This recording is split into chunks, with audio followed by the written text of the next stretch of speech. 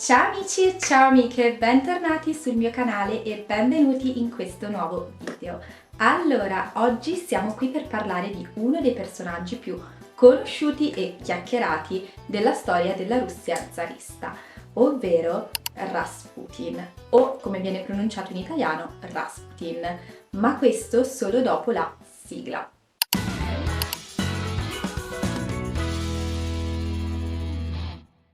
Ho deciso di portarvi questo video perché vorrei iniziare una nuova serie di video dedicati a dei personaggi che hanno fatto la storia dei paesi delle aree di nostro interesse, quindi Est Europa, Balcani, spazio ex sovietico, eccetera. E quale miglior personaggio da cui partire se non Rasputin, che è un personaggio conosciuto più o meno da tutti grazie al film su Anastasia o Anastasia, ma che comunque non è realmente conosciuto, nel senso che magari molte persone non sanno la sua reale storia. E quindi partiamo da lui.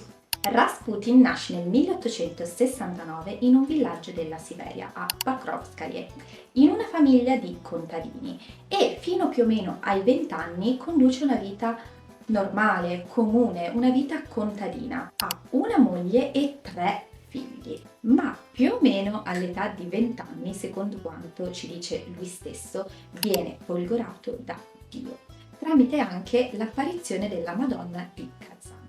E da quel momento decide di intraprendere un percorso spirituale e di condurre una vita da pellegrino, diventando anche seguace degli Starets, ovvero dei vecchi saggi dei monasteri ortodossi. Contemporaneamente comincia a far parte anche di una setta che vedremo andando avanti con la storia. In realtà questa sua appartenenza a questa setta non è una cosa certa, non è una cosa da lui dichiarata, anzi la famiglia degli zar allontanerà queste accuse, però il suo stile di vita fa pensare che questa cosa sia vera. Comunque contemporaneamente si pensa facesse parte anche di una setta osteggiata dalla Chiesa ortodossa e dallo Stato, ovvero i Cristi o flagellanti, una setta conosciuta perché praticavano riti orgiastici nel tentativo di esorcizzare le tentazioni della carne. Di Rasputin si diceva che fosse un uomo dai poteri sovrannaturali, che potesse prevedere il futuro e che potesse addirittura curare i malati. Così, preceduto da questa nomea, da queste voci su di lui, nel 1903 Rasputin giunse nella capitale dell'impero, che al tempo non era come ora Mosca, ma era l'odierna San Pietroburgo, che al tempo si chiamava Pietrogrado. Ma qual era la situazione della Russia di quel periodo?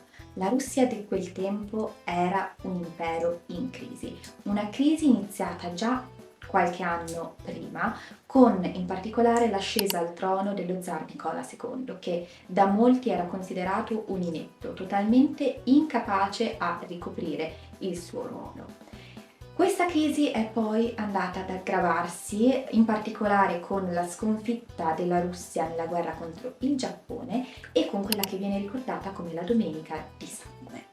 Il 22 gennaio del 1905, infatti, una folla di operai e contadini si era recata al palazzo d'inverno dove risiedeva lo zar con la sua famiglia per muovere delle suppliche allo zar.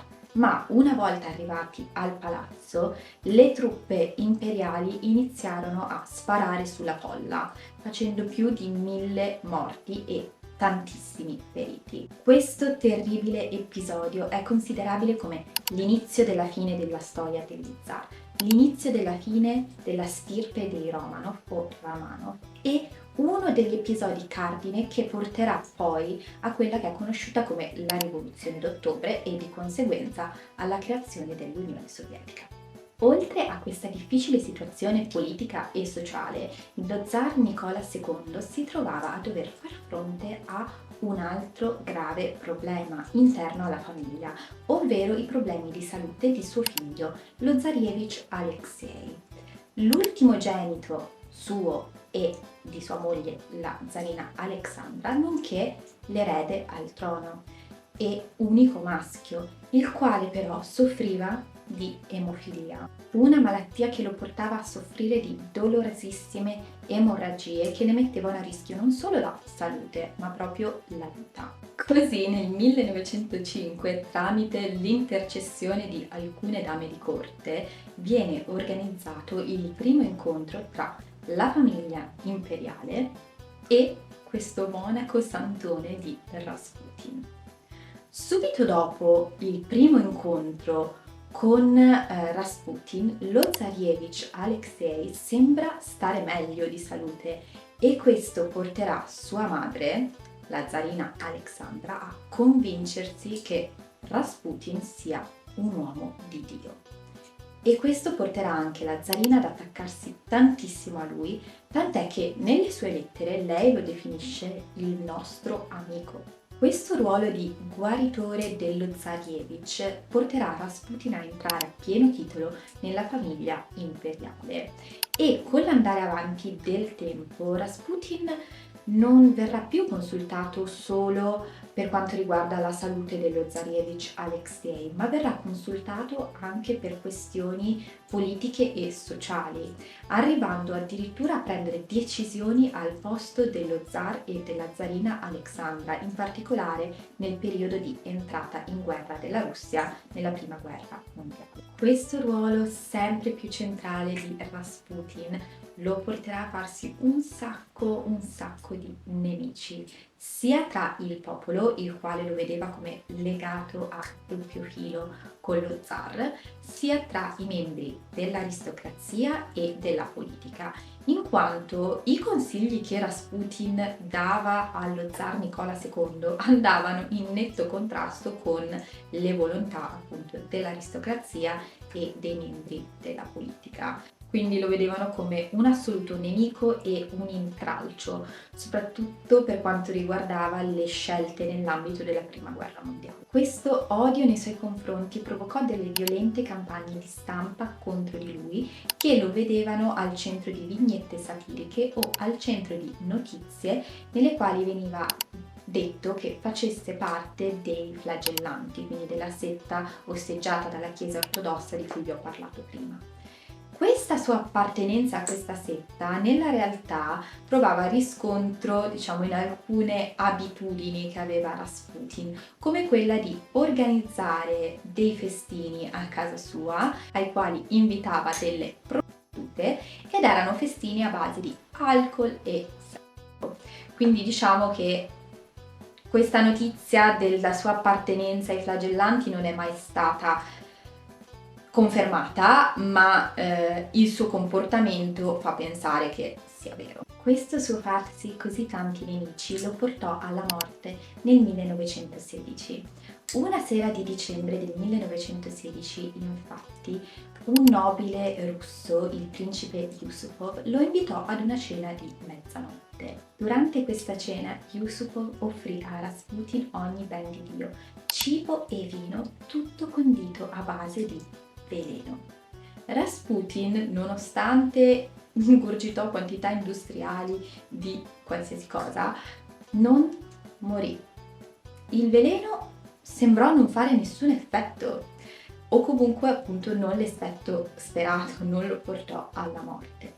Così, dopo un po' che la cena era iniziata, dopo circa un'ora, Yusupov con una scusa lasciò Rasputin da solo in sala da pranzo e si incontrò con un gruppo di altri aristocratici, nobili, politici coinvolti in questo complotto e insieme decisero che per sbarazzarsene sarebbero ricorsi al vecchio metodo. Quindi decisero di non si sa bene chi sia stato a prendere il grilletto, fatto sta che qualcuno è stato. Nonostante qualcuno gli avesse sparato, anche in questo caso Rasputin non morì, anzi riuscì a tentare la fuga, riuscì a uscire addirittura dalla residenza di Yusupov per tentare di mettersi in salvo, ma mentre cercava di allontanarsi il gruppo lo raggiunse e qualcuno, anche in questo caso non si sa chi, gli sparò per la seconda volta. Anche in questo caso siamo a tre, prima il veleno, poi la prima pallottola e adesso la seconda pallottola, anche in questo caso Rasputin non morì. Così il gruppo decise di avvolgerlo in una coperta con dei pesi e di buttarlo, ancora vivo, nella Neva, ovvero il fiume che attraversa San Pietroburgo. La mattina del 19 dicembre del 1916, secondo il calendario ortodosso, il corpo di Rasputin riaffiorò dalle acque congelate della Neva e l'autopsia che venne eseguita sul corpo rivelò che per l'appunto Rasputin era stato gettato nel fiume ancora vivo, nonostante le pallottole, nonostante il veleno. E questo alimentò le voci che giravano attorno alla sua figura, ovvero che avesse poteri sovrannaturali, che fosse un uomo appunto sovrannaturale, alimentò quest'area di mistero attorno a lui. La notizia della morte di Rasputin fu accolta in maniera diversa dallo zar Nicola II e dalla zarina Alexandra. Lo zar la accolse in maniera abbastanza neutrale, anzi a tratti sembrava quasi che si fosse liberato di un peso, invece la zarina ne uscì devastata. Lei si era legata tantissimo a lui e questa cosa la distrusse. Per quanto riguarda la morte di Rasputin, in realtà esistono altre teorie. Una vedrebbe addirittura coinvolti i servizi segreti inglesi. Assurdo. Queste teorie però non hanno trovato riscontro nella realtà storica dei fatti, quindi rimangono solo voci, però sono molto interessanti. Magari potremo fare un approfondimento più avanti. Anche questo video è giunto al termine, io spero che vi sia piaciuto, che l'abbiate trovato interessante. Fatemi sapere qua sotto nei commenti se conoscevate già la storia di Rasputin e fatemi anche sapere se conoscete alcune delle teorie, diciamo, del complotto dietro alla morte di Rasputin. Se avete voglia scrivetele qua sotto nei commenti. E nulla, io vi ringrazio tantissimo. Se questo video vi è piaciuto vi chiedo di lasciarmi un like e iscrivervi al canale in modo tale da non perdere i prossimi video. Attivate anche la campanellina. E nulla, vi ringrazio tantissimo, vi mando un bacio e ci vediamo al prossimo video. Ciao!